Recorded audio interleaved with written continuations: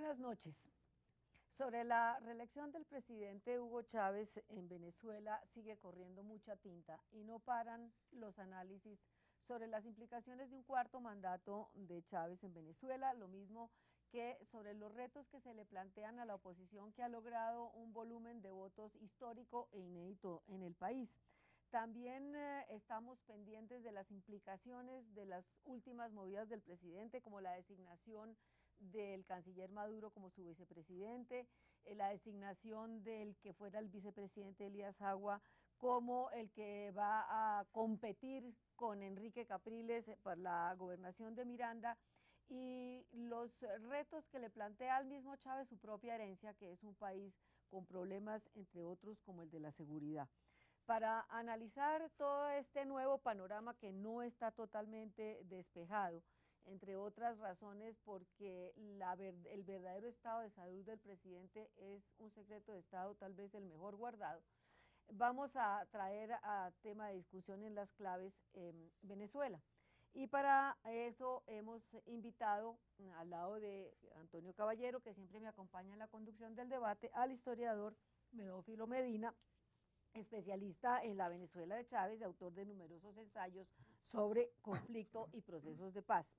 También está con nosotros el doctor Rafael Arraiz, ensayista, poeta e historiador venezolano, profesor de la Universidad del Rosario, y finalmente la periodista Esther Rebollo, que ya nos ha acompañado en otro programa, directora en Colombia de la agencia EFE, quien acaba de regresar de Caracas y estuvo cubriendo precisamente todo el proceso electoral. Como introducción al debate, como de costumbre, un breve reportaje preparado por el director del programa, Antonio Albiñana, y el equipo periodístico de Las Claves. No se cumplieron las profecías de los agoreros y las elecciones del pasado 7 de octubre en Venezuela culminaron tranquilamente, sin violencia y sin la confusión de un resultado estrecho que se prestara a manipulaciones y reclamaciones.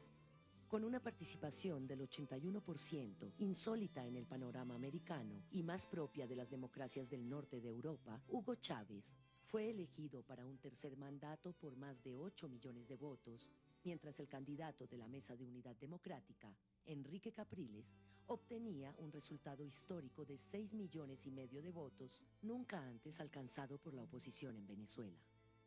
Tampoco acertaron los pesimistas que anunciaban, un día después de la contienda electoral, que la polarización entre los venezolanos daría lugar a enfrentamientos irreconciliables.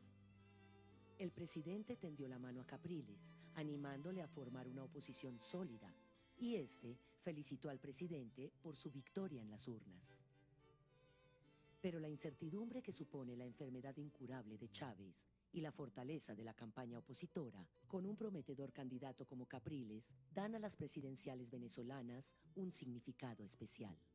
Para la profesora Francesca Ramos, del Observatorio sobre Venezuela de la Universidad del Rosario, por primera vez Chávez se enfrenta a un líder de oposición serio, que tienen un proyecto político, una oposición que se ha logrado organizar. Más allá de buscar exclusivamente la salida de Chávez, es una oposición que ha buscado también, digamos, marcar lo que podría ser unos temas importantes de la agenda social, que es un tema muy importante en Venezuela. Esta fue una oposición organizada, una oposición con un liderazgo, una oposición que incluso tuvo un discurso un discurso de reconciliación, le habló a todos los venezolanos en un tono distinto, que buscó apropiarse también de esos símbolos patrios que de alguna medida había cooptado el chavismo en los últimos años. Entonces creo que, digamos, fue por primera vez hay una oposición diferente en Venezuela a las oposiciones que anteriormente, siempre su ánimo de buscar ponerle fin al gobierno de Chávez, intentaron distintos mecanismos y muchos de ellos seriamente cuestionados. En todo caso, la candidatura de Capriles cuestiona la existencia real de los viejos partidos venezolanos que le apoyaron formalmente, pero no tuvieron una presencia real en la campaña. Tampoco el socialista es un partido sólido, sino que gravita exclusivamente en torno al presidente Chávez. Venezuela es un país sin fuertes partidos políticos como tal, porque incluso el PSUV uno no lo puede presentar como un gran partido político con contenido político, hoy en día opera más como una gran maquinaria con un gran caudillo, ¿no? Y eso es uno de esos puntos importantes sobre los cuales habrá, digamos, que ponerle mucha atención pensando en la Venezuela del mediano plazo. El resultado electoral plantea retos a unos y otros en Venezuela, según la lectura que se haga de los resultados. Uno puede hacer dos lecturas de este resultado, creo yo, del resultado que se tuvo, una para el chavismo y otra para la oposición, hablando un poco de retos. Yo creo que Chávez va a concentrarse en fortalecer el chavismo como un movimiento político, pensando en la posibilidad de posicionar a posibles líderes más allá de los 6 años, ¿no? Porque hasta hoy en día el chavismo es Chávez, él lo sabe, es el máximo caudillo. Pienso que se va a concentrar en buscar resolver graves problemas de ineficiencia y corrupción que tienen varios de sus programas, incluso los más exitosos, como son las misiones sociales. Y para ello ya anunció que va a crear un gran ministerio encargado de ver lo que va a ser, digamos, la gestión del gobierno. El diario inglés The Guardian, basado en datos de la CEPAL, señalaba hace unos días algunos de sus logros. Entre 1999 y 2011 se ha disminuido el desempleo del 14,5 al 7,6%. El Producto Interno Bruto aumentó de 4.100 a 10.810 dólares por habitante. La mortalidad infantil pasó del 20 al 13 por mil. La pobreza extrema disminuyó del 23 al 8,5%. El mejor coeficiente Gini, que mide la desigualdad en toda América Latina, es el de Venezuela. Los críticos de Chávez dicen que estos resultados se han conseguido gracias a un petróleo con buenos precios, con la inversión de más del 43% del presupuesto a las políticas sociales. Otros piensan, ¿qué mejor destino puede darse a las rentas del petróleo que dedicarlas al progreso de los más desfavorecidos? En todo caso, ni el nuevo presidente ni quienes se apuntan como sucesores pueden ignorar de cara a las políticas a ejecutar en la etapa que se inicia los gravísimos problemas que afectan a la sociedad venezolana, como son la inseguridad, la ingobernabilidad, la corrupción y el mal funcionamiento de los servicios públicos. ¿Cómo será el futuro de Venezuela en la nueva etapa que abren las elecciones de octubre de 2012? Bueno, la pregunta queda planteada. Yo quisiera empezar con una ronda para que cada uno de ustedes me dé su punto de vista sobre lo que significa un cuarto mandato del presidente Chávez en el poder en un país que, como quedó demostrado por la amplia votación de la oposición, está prácticamente dividido en dos.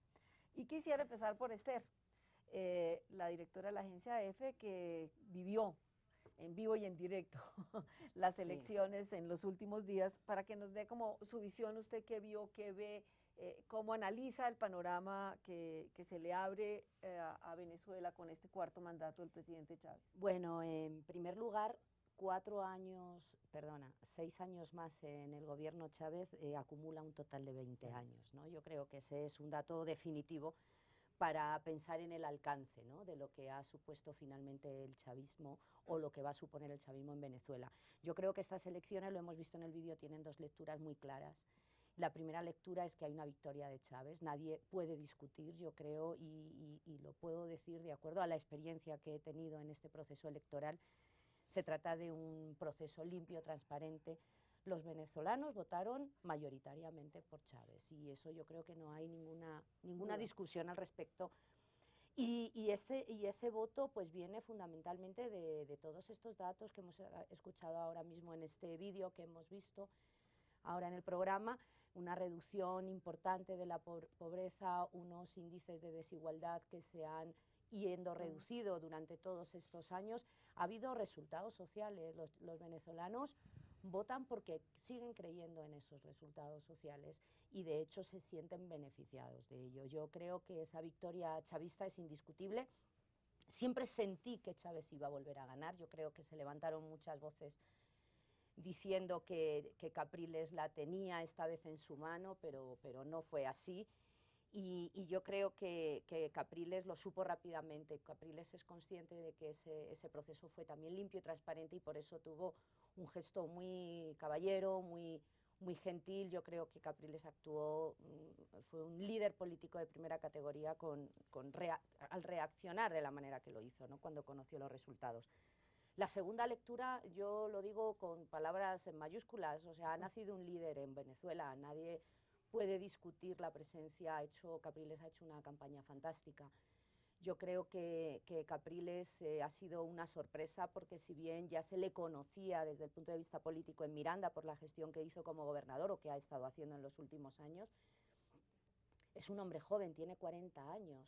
Este hombre puede ser con mucha facilidad el próximo presidente de Venezuela, siempre y cuando se lo permitan, porque hay muchos actores que no solamente vienen del chavismo que se lo pueden impedir. De la oposición. Efectivamente, yo creo que hay también unos inconvenientes, unos obstáculos que va a tener que ir saltando Eso los analizaremos más adelante. Enrique Capriles, pero yo creo que me quedo con esas dos miradas, sí, que es una victoria legítima. Venezuela sigue votando a chavismo. Y un nuevo liderazgo. Y hay un nuevo liderazgo que por primera vez en estos 14 años se ha presentado. Nunca antes Chávez tuvo la oposición que tiene en este momento. Solo queda, bueno, ahora escuchar a todos ustedes. Sí.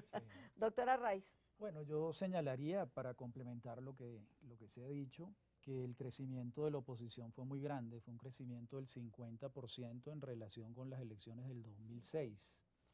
Y el crecimiento del chavismo en relación con las elecciones del 2006 fue del 10%. De modo que 2.200.000 votos le restó Capriles y la oposición al chavismo, porque esto es decir, no hay un tercero en el medio. Es decir, los votos de la oposición, todo lo que sea votos de la oposición de crecimiento es porque se los quitó al chavismo, no hay otra alternativa. Pero se los quitó a la abstención también. Sí, también se los quitó a la abstención, porque la abstención se redujo con unos niveles de participación de 81%, y en las elecciones del 2006 fue mayor, pero fue como 25% la abstención. De modo que, y hay otro dato importante, tanto para los chavistas como para los opositores, más o menos cerca del 80% de los nuevos votantes votaron por Capriles. Eso también al chavismo tiene que decirle algo, ¿no? Y al presidente Chávez como tal. Estamos en este momento en un compás para ver cuál va a ser la actitud del presidente Chávez. Ciertamente, como decía el micro anterior, hubo en los primeros momentos muy buenas intenciones de su parte, reconocimiento de Capriles, reconocimiento de Chávez. Chávez llama a Capriles por teléfono, eso es un hecho insólito, ocurrió.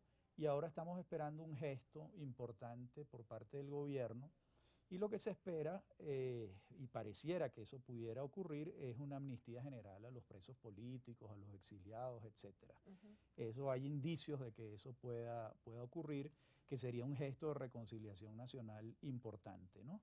Porque este 45% de venezolanos que votaron contra Chávez quiere una reconciliación nacional. Eso es un clamor. Incluso los mismos chavistas sí, el chavismo moderado también está. Lo quiere. Porque de lo que se trata finalmente, y es lo que todos, yo al menos, eso es lo que yo aspiro, es que en Venezuela termine de formarse una comunidad política. Y eso es lo que no ha habido en 14 años, en 13 años de gobierno de Chávez. Chávez no ha reconocido la existencia del otro, no dialoga con el otro, no hace política en el sentido clásico de la palabra. Y lo que estamos esperando es eso, que haya una comunidad política con una oposición seria, como la hay hoy en día, y que pueda restablecerse un diálogo político en la nación. Democrático. Doctor Medófilo, ¿usted cómo vio las elecciones y cómo ve lo que se nos avecina?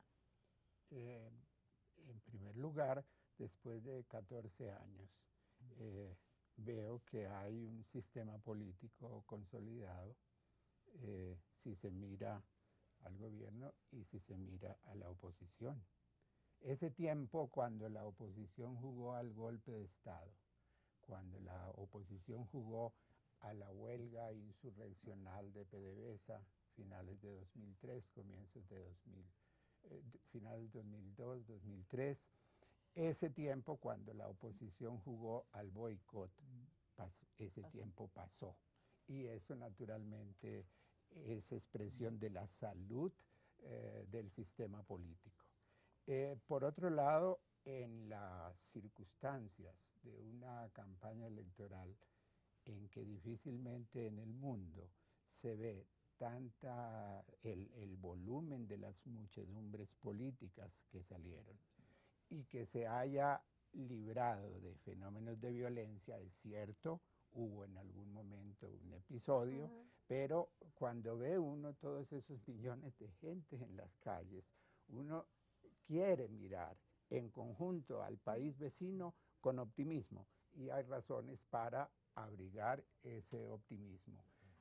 Hacia el futuro, ¿cuáles son las claves? Yo miro las inmediatas, aquellos signos que de los labios del presidente Chávez salieron a la oposición cuando dijo: yo quiero hacer el reconocimiento al candidato de la oposición, a la dirigencia de la oposición, está diciendo, está reconociendo al otro. Sí. Cuando agradece que lo reconozcan, reconoce al otro y además llama a, dice, eso sí, dentro del marco de la Constitución. Y llama entonces a ventilar, a tramitar una política en que yo diría, por lo menos va a haber respeto, si no acuerdo.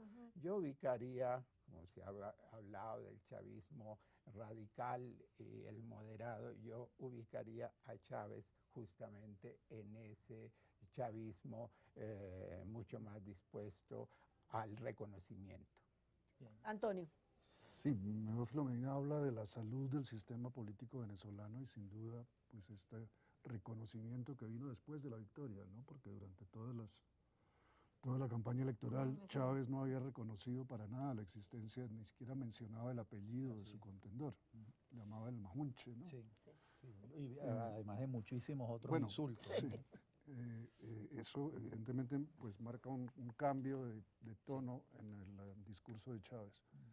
Pero más que la salud del sistema político, lo que cuenta en este momento es la salud del presidente Chávez, justamente. Todo gira en Venezuela en torno a Chávez y en torno a la salud de Chávez. La salud del sistema económico, creo que hablaremos de eso después también. Sí, correcto.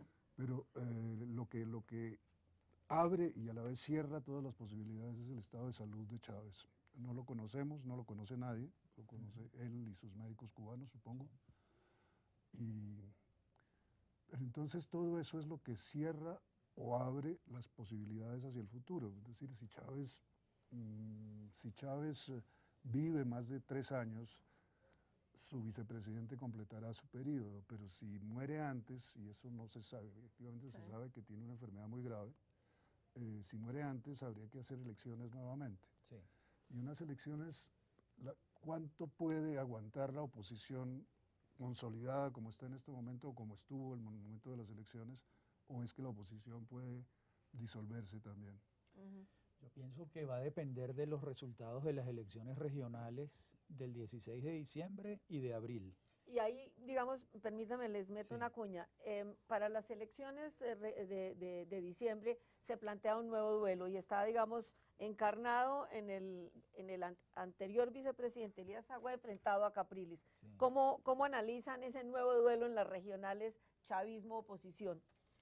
No sé si bueno, yo creo que hay que recordar que Capriles, tras aceptar su derrota electoral, anunció que iba a volver a concurrir como candidato a la gobernación de Miranda, ¿no? Miranda, si no me equivoco, es el segundo mayor departamento o región de Venezuela por número de votantes, es una región clave, incluye parte de la Gran Caracas, ¿no? Y además sus municipios, digamos que ha tenido su fuerza o su fuero popular, ¿no? La oposición en estos últimos años. Esta apuesta de Capriles se ha escuchado como un poco comentarios de todo tipo, ¿no? Si hace bien, si no hace bien, en asumir ese reto de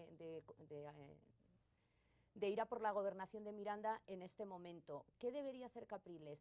¿Seguir liderando la oposición a Chávez para consolidar su liderazgo a nivel nacional o trabajar en Miranda?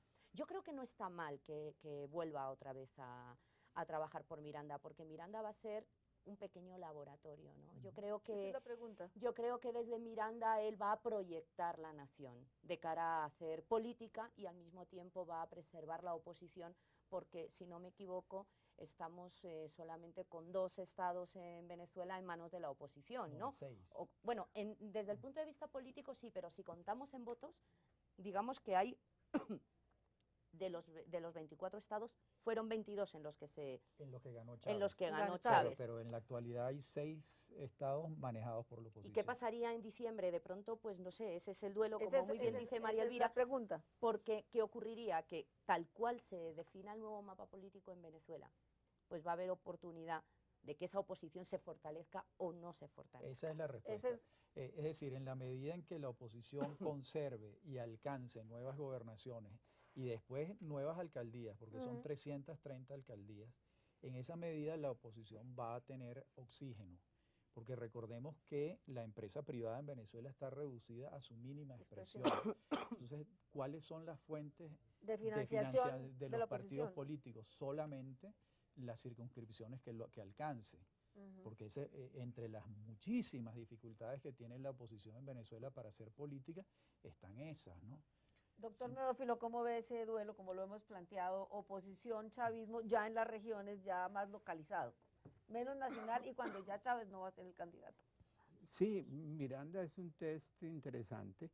Es preciso decir que como administrador en la gobernación de Miranda, Capriles no fue eficiente. Vamos a ver si mejoran sus indicadores en el caso de que gane.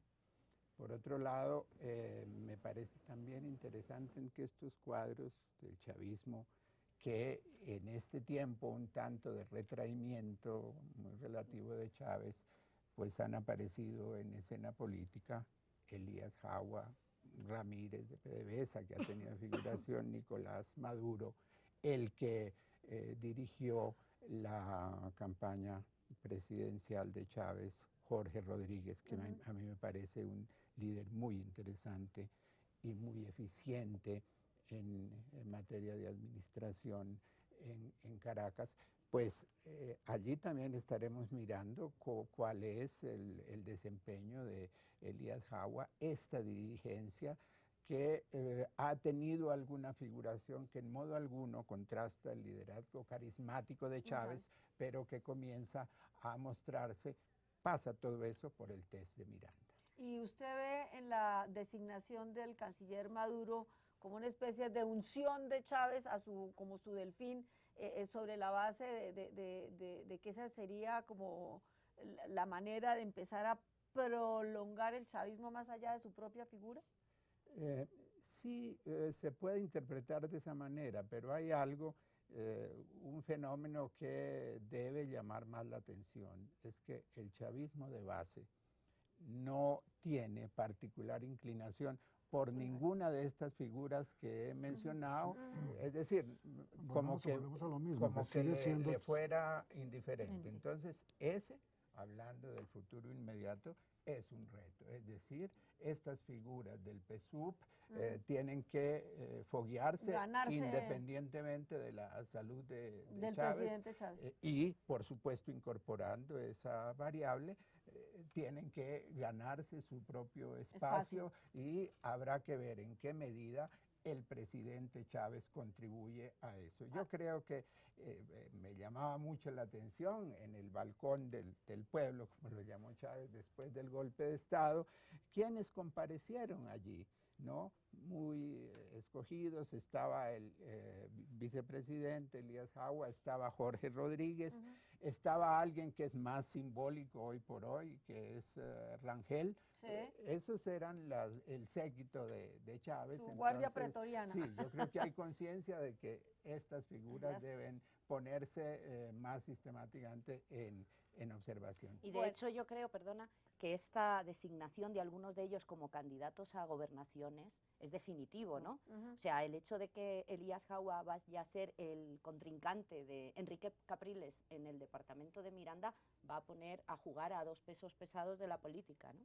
Bueno, entonces damos por finalizada esta primera parte del programa En el próximo segmento analizaremos cuál es la realidad económica del país y cuáles son los retos que enfrenta Chávez frente a su propia herencia.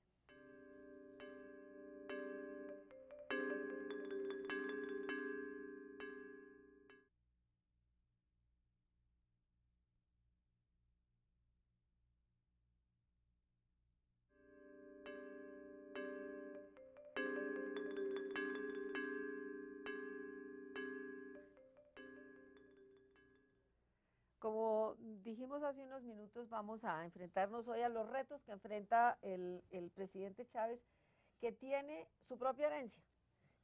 Aparte de los logros que hemos señalado al comienzo del programa y que han señalado algunos de ustedes, especialmente Esther, que no se puede ignorar que hay unos grandes sectores que han sido beneficiados, los tradicionalmente excluidos han sido beneficiados por las políticas asistencialistas de Chávez. También es un hecho que Chávez enfrenta a una herencia de un país en crisis energética, de un país con unos problemas de seguridad enormes, 19.000 asesinatos, homicidios al año, dependiente del petróleo y las importaciones, con un aparato productivo destruido, en ruinas, con unos sistemas de salud y educación un poco en estado precario, con unos altos índices de inflación y una corrupción rampante. Entonces, ¿cómo ven ustedes este panorama de cara al propio Chávez? ¿Qué hacer cuando le ha tendido una mano de diálogo a la oposición, si esto es posible o no, o son vanas ilusiones? ¿Y cómo enfrentar un modelo que ha producido también al mismo tiempo una crisis, profundizándolo? ¿Cómo ven ustedes este panorama? Sí, es que hay una cosa, lo principal, creo yo, lo primero, es que Chávez no ha cambiado en lo más mínimo la dependencia de Venezuela del petróleo. Eso sigue siendo igual ahora que hace 20 años en tiempos de los adecos o de los copellanos. Es todavía peor. A ver, en 1936, Uslar Pietri resumió el proyecto nacional con una frase, que era sembrar el petróleo. Betancur asume esa frase y a partir del año 45 comienza la industrialización del país y fue una industrialización a medias. Finalmente, si uno quiere medir lo que el reto nacional, independientemente de Chávez o de o los otros políticos, el gran reto nacional es reducir la dependencia del petróleo. Y eso no ha ocurrido en los 13 años de gobierno de Chávez, sino que se ha profundizado, porque el modelo ha destruido el aparato productivo privado y la dependencia del petróleo es cada vez mayor. Entonces, si un gobierno en Venezuela puede medirse por su capacidad de generar riqueza independientemente del petróleo, el gobierno de Chávez ha sido un retroceso en ese sentido.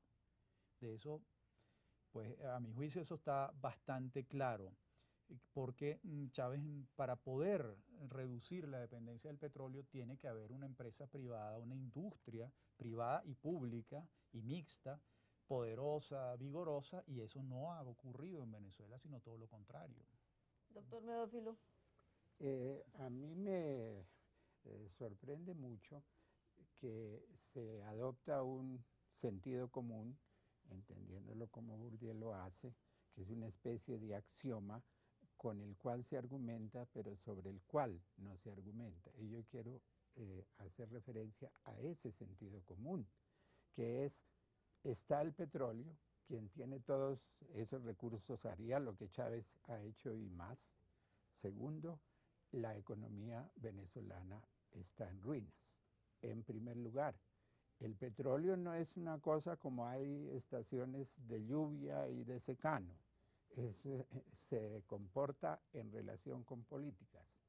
Si hoy los precios continúan altos por el petróleo, es preciso ver cómo las políticas chavistas le apuntaron no a volúmenes de producción, sino a los precios. Es que por el camino. Los precios no dependen de las políticas de Chávez, el petróleo es un fenómeno. No, Antonio, en parte sí, porque. Y de las políticas del rey de Arabia Saudita y de las políticas sí, de todos los grandes productores. Pero justamente voy a eso. Los que has mencionado, pues están en la OPEP y hay acuerdos.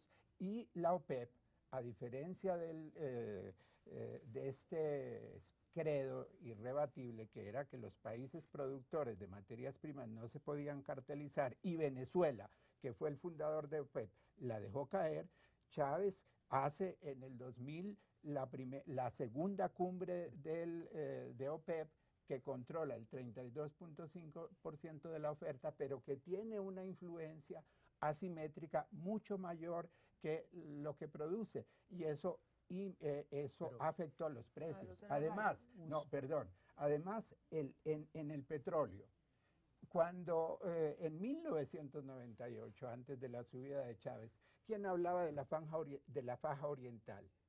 Si acaso se mencionaba como una zona de reserva. La faja del Orinoco. La faja del Orinoco, perdón. Sí. Se hablaba como una zona de reserva, no se sabía, era una caja negra que se sabe que es importante, pero que no se sabe qué tiene por dentro. Hoy es una realidad.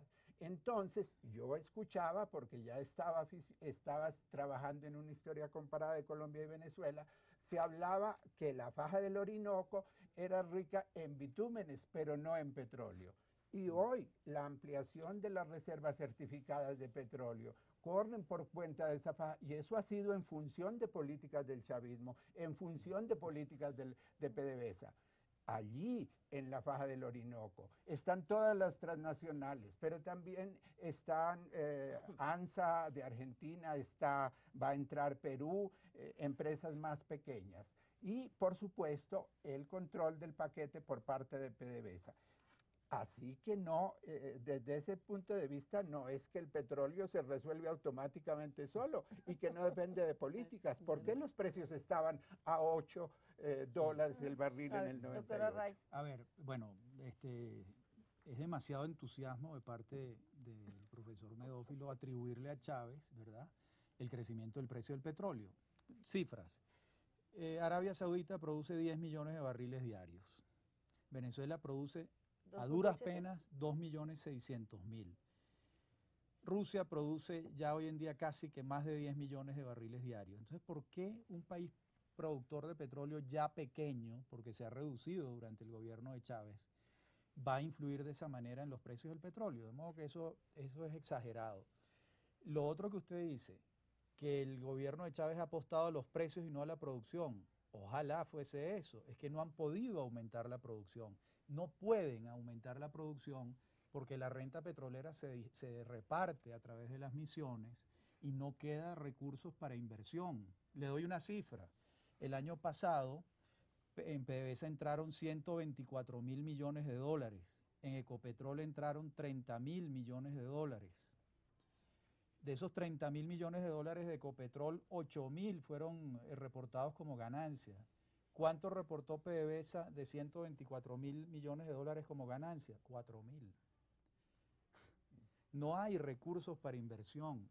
Por eso es que el petróleo en Venezuela en 13 años no solo no ha aumentado, sino que se ha reducido. Estas son cifras incontestables, es decir, cada vez Venezuela saca menos petróleo. Esa es la verdad. O sea que cada vez van a estar más reducidas las posibilidades de redistribuir esa renta petrolera. Pero, doctor Medófilo, ¿usted no piensa que el reto, es decir, hay un reto que es volver al país, reindustrializarlo, es decir, recuperarle algo de la poca industria que tuvo y que se ha deteriorado durante el mandato de Chávez? ¿No hay un reto para el presidente Chávez? Pues hay unos datos interesantes, por supuesto no salen de la base personal de Rafael, una para su consumo, es que al subir Chávez, el sector público representaba un 35% de la economía. Hoy representa un 30%, ha bajado. El resto es economía privada. Entonces, esta idea de que por toda la estatización se derrumbó la economía privada, no es cierto. Hay renglones, pero por otro lado, hay un estímulo a renglones tales como la siderúrgica, para no referirme a la petroquímica, como la producción de aluminio. Todo eso está quebrado, maestro. Eso ni siquiera existe. Están produciendo volúmenes, no solo para el consumo interno, por ejemplo, lo que ha producido el cemento y la producción de cabillas, esas tan necesarias para la industria de la construcción. En petroquímica también ha habido interesantes proyectos en asocio con capital chino. Y creo, es decir, ¿de dónde sale un hecho? Que hoy el Producto Interno Bruto de Venezuela esté en 328.600 millones de dólares y que en 1998 fuera de 91.000 millones de dólares. Bueno, eso pasar de 8 dólares a 100, eso es el barril de petróleo. Y eso no solamente va por cuenta de los precios del petróleo. El PIB es el resultado de medidas de conjunto del comportamiento de toda la economía y de todos sus indicadores. Yo creo que estos datos están bien, no voy a discrepar ni con los tuyos ni con los... Yo lo que siento, o sea, yo me voy a la economía real, ¿no? O sea, a la de los ciudadanos, a la que uno observa cuando pasea por las calles de Caracas o tiene la oportunidad de salir en las regiones aledañas. Y lo que uno siente es que no hay creación de empleo, ¿no? Lo que uno siente es que hay mucho funcionario, ¿no? Mucho trabajador estatal que cumple sus horarios, que hay una administración que no es eficiente, que la empresa privada a veces también le falta eficiencia y falta creación de empleo. O sea, yo creo que ese voto joven, que es este voto que se ha llevado Capriles, viene un poco de todo esto. En Caracas, por poner un ejemplo y por ser la ciudad de Venezuela que mejor conozco, uno se puede encontrar a una mujer licenciada conduciendo un carro, un taxi, para llevarte a hacer tus tareas, que compagina con otro trabajo, en fin, es como mucho el rebusque, ¿no? Uno tiene la sensación, con categoría y con mucha dignidad, ¿eh? A mí me parece que el pueblo venezolano tiene mucha dignidad y lo alabo por eso.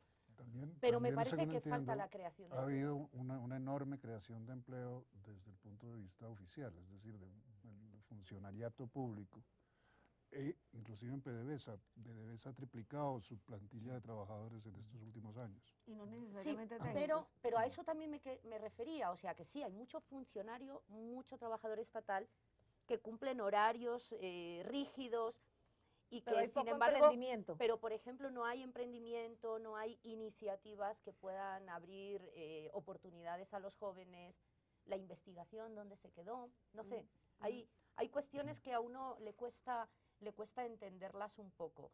Y claro, yo creo que terminamos hablando de un régimen subsidiado en el que la mayoría de la gente vive, come, tiene salud relativa. Es verdad, Venezuela se llenó de centros médicos.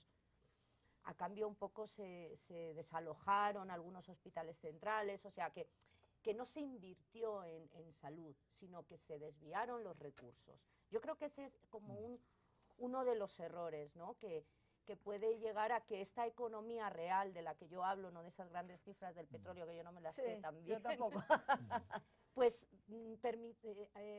nos haga que se bloquee un poco el proceso económico. El presidente Chávez durante la campaña se dio golpes de pecho y dijo que se pedía perdón por las metas no cumplidas, por las promesas incumplidas, por la ineficiencia en la gestión, y la pregunta es, en el fondo está diciendo, tengo que rectificar el rumbo, o está diciendo, o qué está diciendo, y si tiene que rectificar el rumbo, tiene que pensar si realmente profundizar el sistema y la estatización va a ser lo que va a salvar un poco de esa crisis en algunos sectores. Él ha dicho claramente que lo que se va a profundizar es el socialismo, o sea, eso está en todos sus discursos, y no hay ninguna duda al respecto.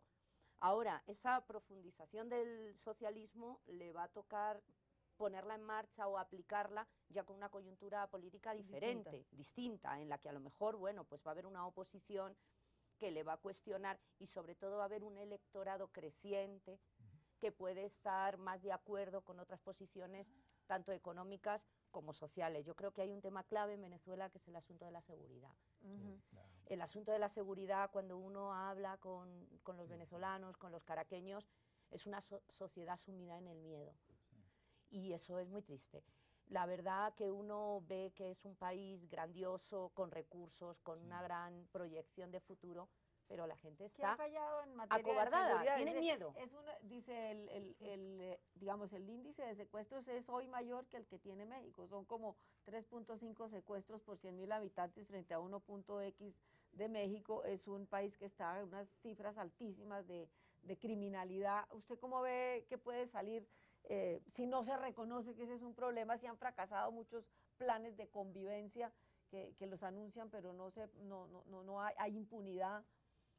Una cosa positiva en el camino de superación de ese tema cierto es, como dices tú, el reconocimiento, y creo que el movimiento, la dirigencia bolivariana lo ha reconocido.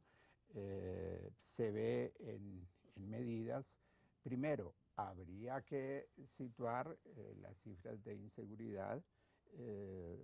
Está del orden de 43 asesinatos por cada 100.000 habitantes. Hay que ver las cifras en Medellín por los años 80, fueron el doble. Yo con eso no quiero minimizar, pero pasar de estas representaciones impresionistas de una u otra observación sobre el momento, por ejemplo, en el empleo, pues las cifras de la CEPAL concluyen que creció el empleo formal y que disminuyó el empleo informal. Y bueno, yo me oriento un poco por cifras. ¿Qué medidas ha tomado? Una muy importante es la creación de una policía nacional. Esas policías estaban completamente fragmentadas, manejadas por poderes locales que trasladaban a las labores de la policía la confrontación política.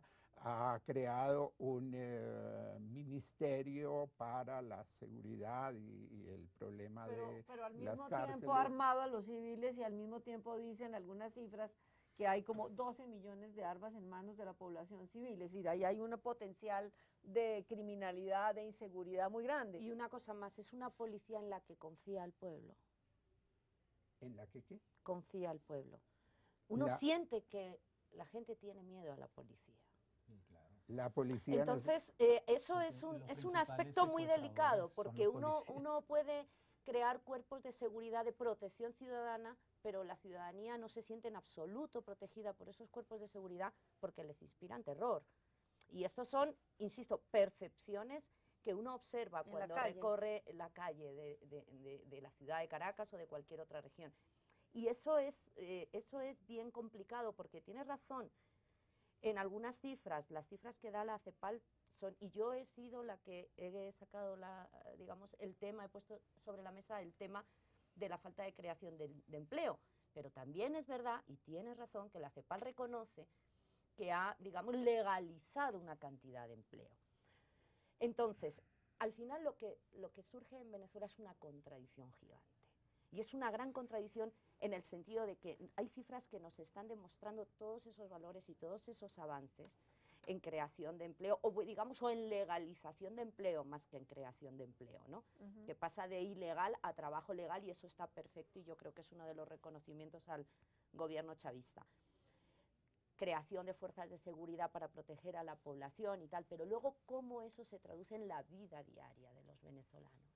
Eso es una pregunta que yo hago, o sea, no quiero dar ni la respuesta sobre esta mesa. Uno no lo siente, y uno no lo siente porque respecto a la policía, yo diría que los venezolanos temen a la policía. Les da miedo, la policía secuestra. Salgámonos un redes poquito de la situación interna de Venezuela, y yo quisiera como mirarlo en el contexto global. Para ustedes, ¿qué implicaciones tiene el triunfo de Chávez en el concierto regional, doctora Raiz? Bueno, a ver, en el concierto regional hay una cantidad de países que reciben recursos del gobierno de Chávez. Eso no es un secreto para nadie. que el gobierno de Venezuela envía 100.000 barriles diarios a Cuba. De alguna manera es un subsidio que sustituye los subsidios de la Unión Soviética que duraron 40, 50 años, 40 y tantos años. Hay unos aportes importantes a Nicaragua, a Bolivia, a Ecuador menos, a otros países del Caribe que forman parte de Petrocaribe. Petrocaribe es un sistema de subsidios petroleros.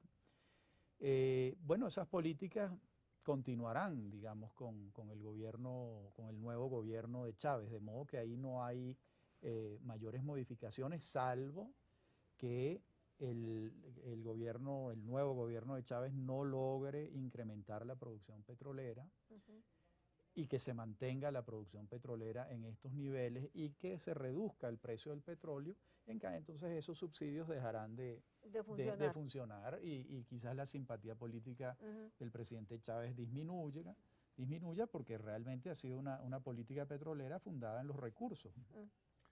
Yo creo que debemos hablar también de Colombia. Sí. Por dos razones. Una, la razón económica, digamos, del intercambio comercial Colombia-Venezuela, pero sobre todo, naturalmente, por la tentativa de diálogos de paz que está haciendo ahora el gobierno de Colombia con las FARC. En eso Chávez tiene muchísima importancia. Chávez es tiene la confianza de las FARC, tiene también la confianza del gobierno de Colombia, pues Santos lo ha llamado mi nuevo mejor amigo. Y en ese sentido yo creo que es mucho más, que es importante la victoria de Chávez, puesto que permite que ese puente con las FARC subsista, cosa que no hubiera sucedido con una victoria de Capriles, supongo yo. Pero yo les haría una contrapregunta. Si hubiera triunfado Capriles, ¿no habría una presión mayor de las FARC para apurarle en la negociación que tener la garantía de tener a Chávez, que finalmente si fracasa ahí habría un refugio? Yo creo que se hubiera replanteado el proceso de paz. No sé si es un poco exagerado, pero no por completo, pero sí se hubieran tenido que cambiar algunas cuestiones. Desde luego Chávez genera garantías, ¿no?, para este proceso de paz, y estamos hablando de la confianza, ¿no?, que aporta Chávez a la guerrilla de las FARC. En todo caso hay que aclarar que Capriles no es un líder de derecha recalcitrante. Se ubica en la izquierda democrática, digamos, en el espectro mundial pudiera ser un socialdemócrata, ¿no? Un socialdemócrata, es Capriles. De modo que yo no creo que se hubiese sustraído el papel de Venezuela en la mesa de negociaciones, por supuesto. No estaría sentado un socio como es Chávez, que es un socio de la guerrilla, eso no lo digo yo, lo ha dicho gran él. Ascendiente sobre la guerrilla que no la tendría Capriles, doctor Teófilo. Es que Rafael siempre insiste en eso y da por sabido, porque él opera es así, da por sabido que lo que son sus prejuicios son pues puntos de vista que acoge el universo. Mira, pero no podría decirse lo mismo de usted, doctor Teófilo. Pero me da el derecho a la réplica. Y en esto es preciso tener en cuenta la relación, el interés estatal, público venezolano es que no haya un conflicto interno en Colombia. Y el interés tradicional, y lo digo desde antes de Chávez, es el tratar de no comprarse una guerra. Y por eso, algún colega tuyo decía alguna vez, cuando Chávez llevaba 10 años en el poder, las guerrillas de las FARC tienen en Venezuela 10 años, y se olvidaba de los asesinatos en el 93 y 95 de infantes de marina venezolanos en territorio venezolano, y de Guardia Nacional y todo eso, 93-95. Bien, Rafael Caldera tuvo conversaciones, lo subraya Pecó, directamente con las FARC, sin que pasara eso por la autorización de la Cancillería de San Carlos. Entonces ha habido ese interés tradicional. No, las FARC no estuvieron en Venezuela a partir de 1999.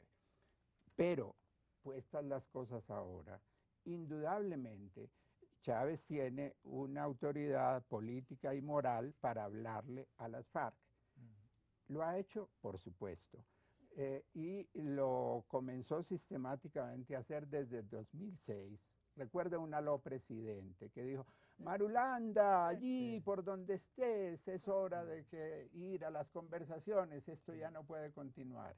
Cuando culminó la operación Jaque, en julio de 2008, dijo, esto ya pasó el tiempo de los fusiles, es la hora de la oleada de los pueblos.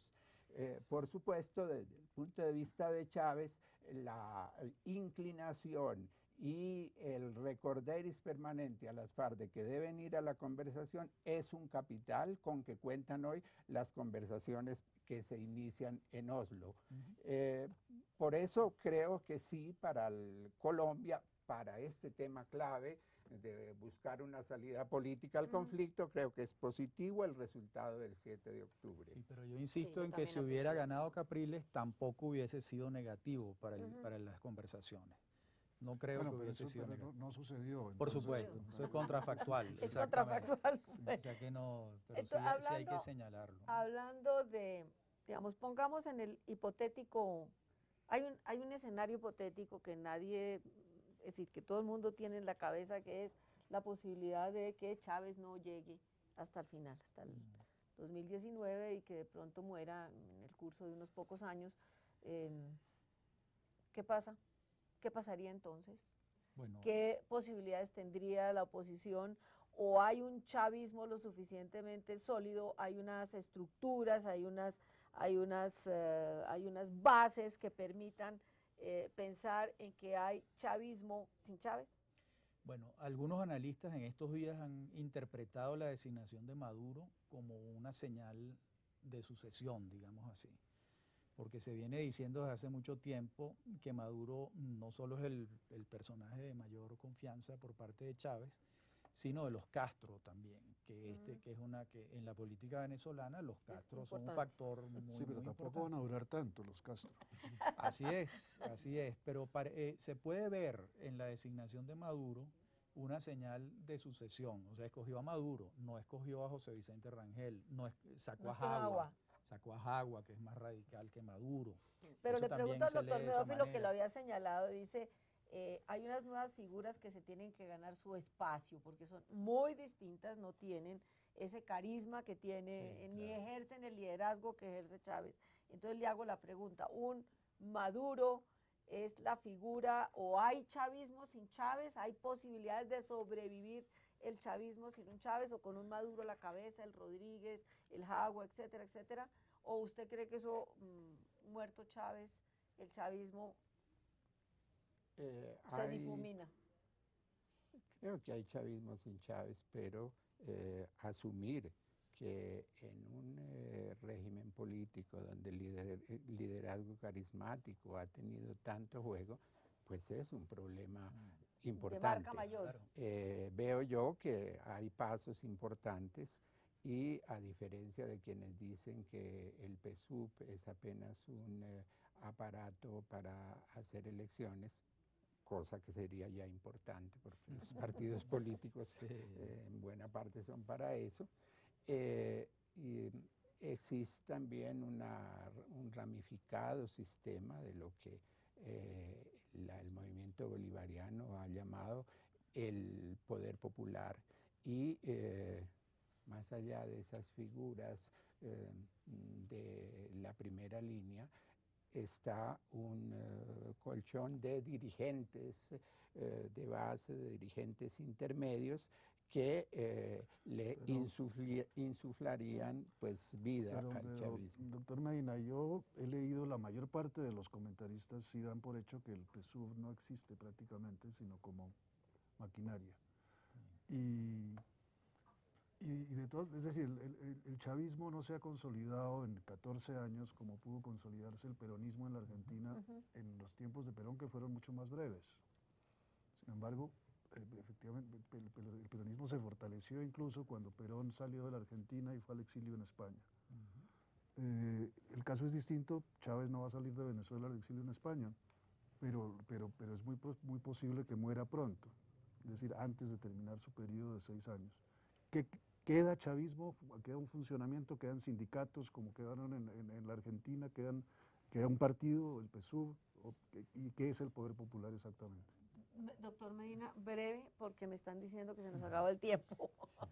Creo que sí se ha generado este sistema, por ejemplo, del poder popular, pero ¿cuál es el potencial del poder popular de esas organizaciones que consultan con algo que es parte de la cultura o es lo central de la cultura política venezolana, que es que los ciudadanos le piden al Estado, antes que el antiestatismo de la cultura política colombiana en Venezuela, y eso viene incluso de antes de Chávez, hay una posición de los ciudadanos y ciudadanas que dicen, yo tengo derecho a que el Estado me responda, ¿no? Entonces, el petróleo. Esos Es el elementos... petróleo. Es el petróleo, Sí. porque hay Claro, con qué bueno, responder. Pero es algo internalizado en la gente, y si esto se relaciona con este ramificado sistema del poder popular, yo creo que hay elementos de avanzamiento Del a la chavismo. vista. Sí. Perfecto. Bueno, les agradezco, Esther, muchas gracias, doctora Raiz, doctor Medófilo, Antonio, como de costumbre, los esperamos a ustedes el próximo martes. Espero que este programa haya sido de suficiente ilustración sobre las incógnitas que se abren frente al futuro de Venezuela, porque no hay nada definido.